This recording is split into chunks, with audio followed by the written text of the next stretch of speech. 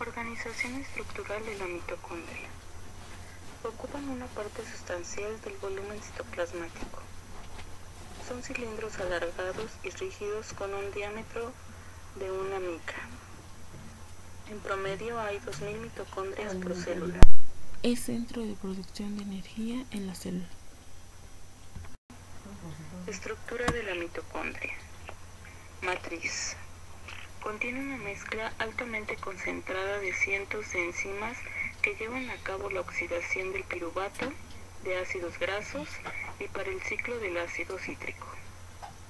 Contiene varias copias idénticas del genoma mitocondrial, ribosomas mitocondriales y varias enzimas necesarias para la expresión de genes mitocondriales. Compuesta por gránulos osmófilos para el transporte de iones y agua.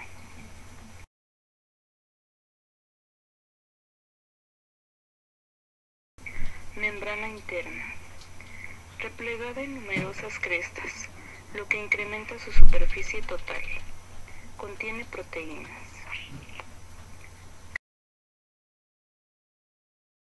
Crestas. Hay 4 tipos: transversales rectas, curvas paralelas, longitudinales rectas y tubulares.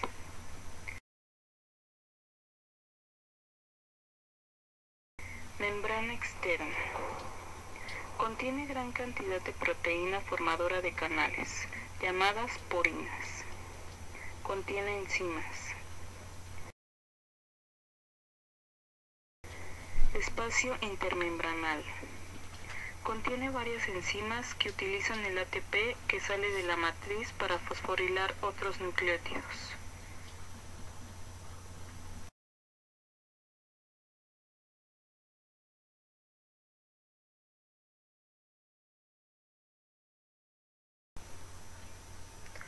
Organización funcional de la mitocondria. Central energética de la célula. Metabolismo oxidativo de las eucariontes. Ciclo de Krebs. Cadena de transporte de electrones. Fosforilación oxidativa. Oxidación de ácidos grasos. Oxidación de aminoácidos y gluconeogénesis. Organización funcional de la doble membrana mitocondrial. Membrana interna. Contiene proteínas con 3 tipos de funciones. Llevan a cabo reacciones de oxidación de la cadena de transporte de electrones. ATP sintasa que produce ATP en la matriz. Proteínas que permiten el paso de metabolitos hacia la matriz y el exterior. Es impermeable a los iones y a la mayor parte de moléculas pequeñas cargadas. Membrana externa. Permeable a todas las moléculas de menos de 5000 daltons. Implicada en síntesis mitocondrial de lípidos. Transforma sustratos lipídicos en compuestos que posteriormente serán metabolizados en la matriz.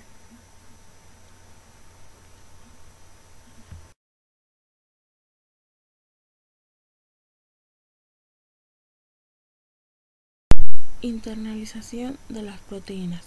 Aproximadamente 1000 proteínas codificadas por los genes nucleares.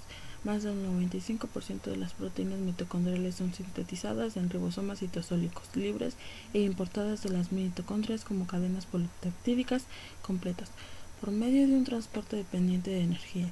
La mayoría de las proteínas son marcadas y dirigidas a la mitocondria mediante secuencias de amino terminales de 20 a 35 aminoácidos, denominadas secuencias, que se inciden por rotura polipeptídica tras entrar al orgánulo. En el primer paso de la internalización de la proteína es la unión de estas presecuencias a receptores en la superficie de la mitocondria. A continuación, la cadena polipeptídica se inserta en un complejo proteico que se dirige la traslocación a través de la membrana externa. La traslocasa de la membrana externa o complejo de Thom. Las proteínas son transferidas a continuación a un segundo complejo proteico en la membrana interna, traslocasa de la membrana interna o complejo de Thiem, que le permite pasar la matriz mitocondrial. Otras proteínas con destino a la membrana interna o el espacio intermembrana poseen tanto una señal de presecuencia como una secuencia de señal interna.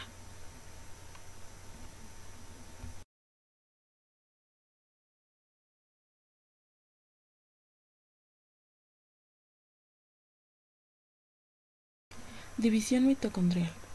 Las mitocondrias se originan por división y crecimiento de mitocondrias preexistentes, a diferencia de los cloroplastos que presentan formas jóvenes, protoplastidos, y formas maduras funcionales. Las mitocondrias aparecen siempre como formas maduras. La división puede llevarse a cabo de 3 mecanismos diferentes: bipartición, estrangulación y gemación. La segmentación se origina por alargamiento mitocondrial progresivo, seguido por un estrangulamiento que incide en la mitocondria en dos. La partición es consecuencia de la fusión de la membrana mitocondrial interna, originada por el crecimiento de las crestas en una región determinada, enseguida de la invaginación y fusión de la misma zona, de la membrana mitocondrial externa. Esta forma de originarse las mitocondrias y los cloroplastos hace que la información genética, genes no nucleares, pase a las mitocondrias hijas, herencia citoplasmática.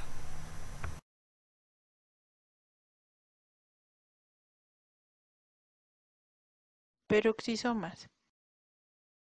La estructura del peroxisoma es muy simple, son vesículas esféricas limitadas por una membrana con su propia bicapa lipídica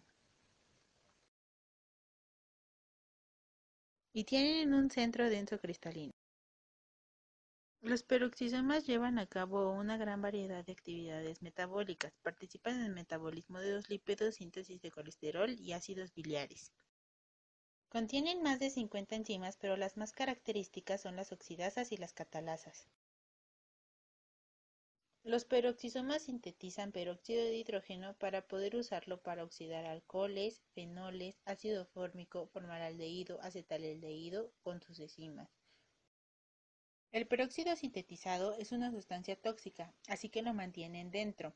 La catalasa lo usa para convertir sustancias tóxicas como alcohol en agua y oxígeno. Este tipo de oxidación es particularmente importante para las células del hígado y de los riñones porque desintoxican de varias moléculas en el torrente sanguíneo. Provienen de una extensión del retículo endoplásmico rugoso y agarran las enzimas del citosol para convertirse en peroxisoma. Antioxidantes. Son moléculas que presentan bajas concentraciones respecto a la de un sustrato oxidable, que retarda o previene su oxidación. Estos se encuentran naturalmente en el organismo de los seres vivos o en ciertos alimentos. Pueden actuar intracelularmente y otros en la membrana de las células, siempre en conjunto para proteger a los diferentes órganos. Existen dos tipos de antioxidantes: endógenos y exógenos. Los endógenos son mecanismos enzimáticos en el organismo, y estas son la superoxido dismutasa, catalasa, glutatión peroxidasa y el glutatión, mientras que los exógenos son introducidos por la dieta y se depositan en las membranas, impidiendo la lipoperoxidación, y son la vitamina E, la vitamina C y el caroteno. Respuesta celular al estrés oxidativo. ¿Qué es el estrés oxidativo? Ocurre cuando hay un desequilibrio en las células debido a un aumento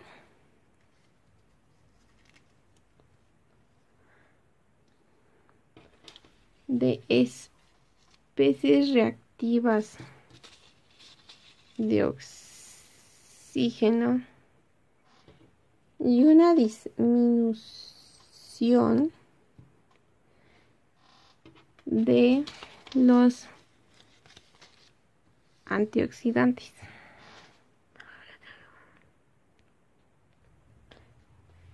Con el tiempo, este desequilibrio puede dañar los tejidos e induce en las células efectos tóxicos, oxidación de lípidos, carbohidratos y nucleótidos, lo cual produce una acumulación de agregados intracelulares, una disfunción mitocondrial, excitotoxicidad y apoptosis. Especies reactivas de oxígeno son un conjunto de moléculas reactivas producidas en algunos procesos metabólicos en los que participa el oxígeno. Son moléculas muy reactivas. Esto se debe a que poseen electrones no apareados que los hace reaccionar con otras moléculas orgánicas en los procesos de oxidorreducción.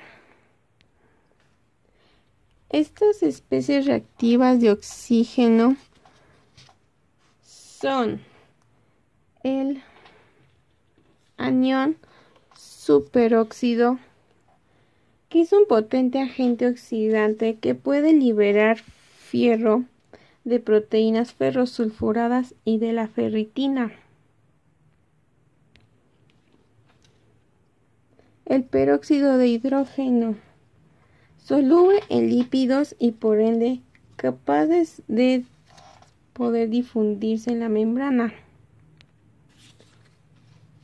Hidroxilo, extremadamente reactivo, ataca a la mayoría de los componentes celulares. Estas especies pueden producir daños en la célula, como daños en el ADN,